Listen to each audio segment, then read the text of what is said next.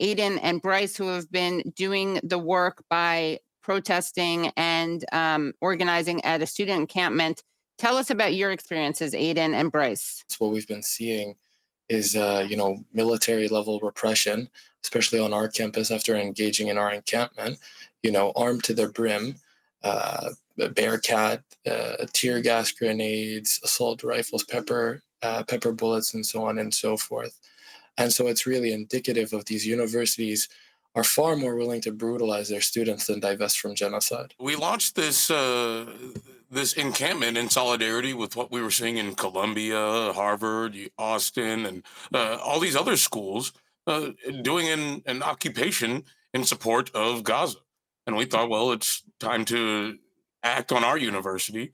But we all understand that the only reason that this war continues, that this occupation continues over all these decades, is because Americans, and American institutions support Israel unconditionally, and any person of conscience needs to stand up and fight back against that sort of thing.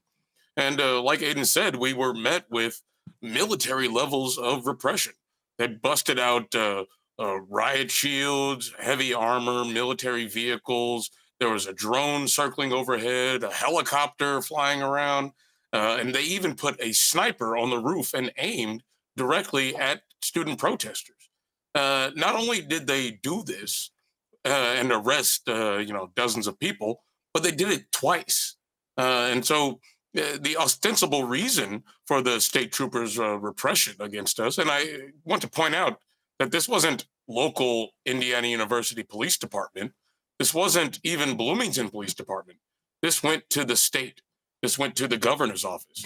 So they sent the governor's office into a small town, a small college town, with military levels of force to remove a tent. That was the reason that they gave for justifying their force, that there was a tent in a park. And of course, we all know that that isn't the actual reason. We know that the real reason that they repress us is because we're supporting a movement that is against genocide. We are challenging these structures of power that support the state of Israel and support the occupation and support all the death, murder, and destruction that's caused by it. If we were protesting with the tent for something like, better lunches in the cafeterias, do you think that they would have called in state troopers and military level vehicles and aiming at kids with a sniper on the roof? No, they did this because we're fighting power. They did this because we are challenging the status quo, and we have to if we are able to maintain our humanity in this genocide. And I just want to add off Bryce's point. I think it's so emblematic of the level of force they're willing to use.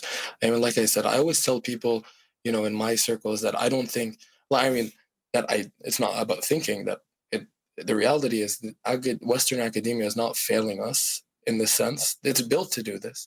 It's built to support genocide through, hundreds of years of colonialism. But what scares these individuals who uphold the status quo primarily is that these students, us and so on and so forth, and across the country, are not fearful, because regardless of the military repression that we're facing, it is so minuscule compared to the violence that is being unleashed in Gaza right now, incomparable to the past 75 years of occupation, of genocide, and so on and so forth. And that's where they see, that's what they know, that these students are essentially creating their own university, their own new world.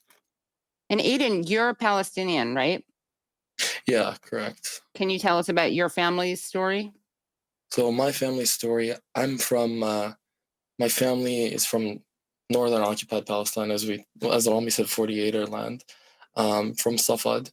Most of my family is now in refugee camps in Lebanon, but I did spend some time in Ramallah, and I have a lot of very close friends there. And just hearing from them too about the student movement, that the student intifada is what they're referring to it, and to know that we are doing this for them and for Gaza, for all those in Gaza. I think, like Rami said, it's empowering it's empowering to really firmly stand in humanity in that aspect. This is the police talking about arresting Bryce.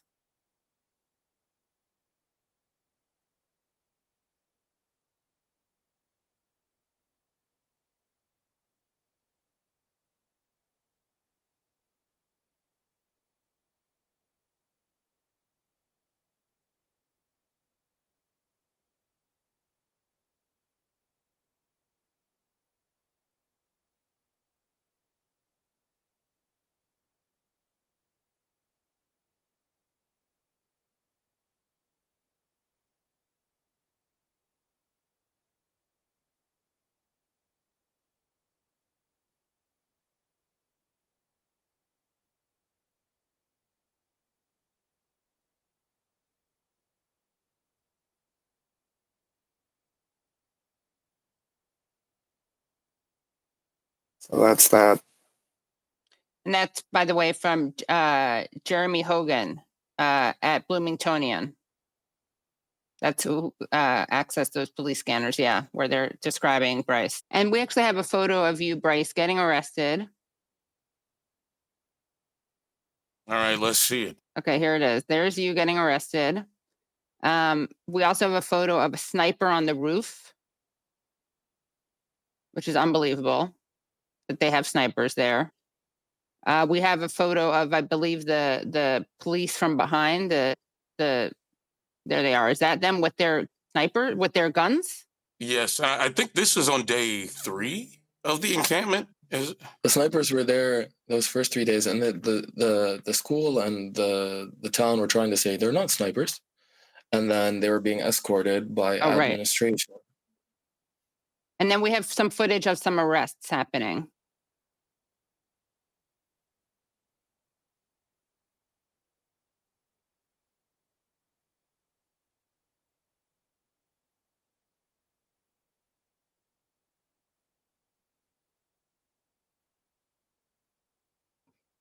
Now, remember, this is because of a tent. Look at the level of force. Look at the weapons that they're using.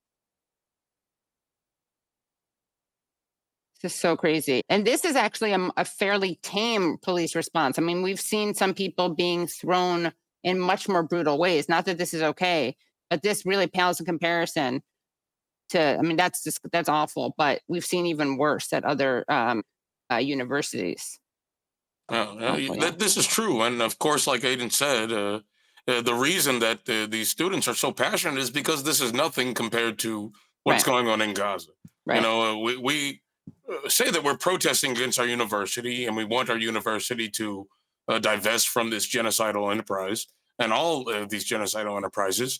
And, you know, we criticize our president. We're calling on them to resign, all these administrators. But at least we have a university. You know, all the universities in Gaza have been targeted and destroyed with deliberate precision because Israel wants to destroy the entire culture of Palestine. And American institutions enable it. And, you know, we've seen a lot of support from faculty members and, you know, staff who are outraged at this level of military force, but they don't necessarily have a critique of what's going on in Palestine. And so, you know, you got to ask them, well, if you're this horrified at seeing riot cops beat up your students, why aren't you this horrified at watching the America give bombs to Israel to blow up entire universities, could blow them up with controlled demolition, to murder people, stick them in mass graves? I mean, we've all seen the images, we've all read the reports, but the fact that people are concerned about this violence when it comes home, I think is emblematic of the way that American psychology has been cultivated to allow for this genocide. Now, I want to ask Bryce and Aidan what your asks are to the university. Our 3 firm acts, and some are a little more firm than others, are the end of the Korean partnership on this campus, and that's a $110 million investment in Crane Naval Base in Indiana, and developing AI and so intelligence or so on and so forth. But what Crane does, it partnered with Israeli defense companies in developing weaponry that is being used in Gaza right now. AI optic sight that is supposedly it makes a rifle much more accurate and so on and so forth. And we know determinately that that is going to murdering Palestinians en mass, executing. And again, that Ukraine is responsible for distributing 2,000-pound bombs. Our second demand is financial transparency and full divestment. I mean, these two material demands are our most firm ones. That IU make a financial portfolio of its connection to Israel, and that it divests its funding in its entirety. And then our third is, the complete resignation of the big three on our administration, because we know structurally that this institution, is made to be complicit in genocide. But these admin have gone above and beyond to serve these crimes against humanity. They have gone above and beyond to double down in their not. I would rather use partnership instead of just complicity, full-blown partnership in genocide. And that's what we hold to.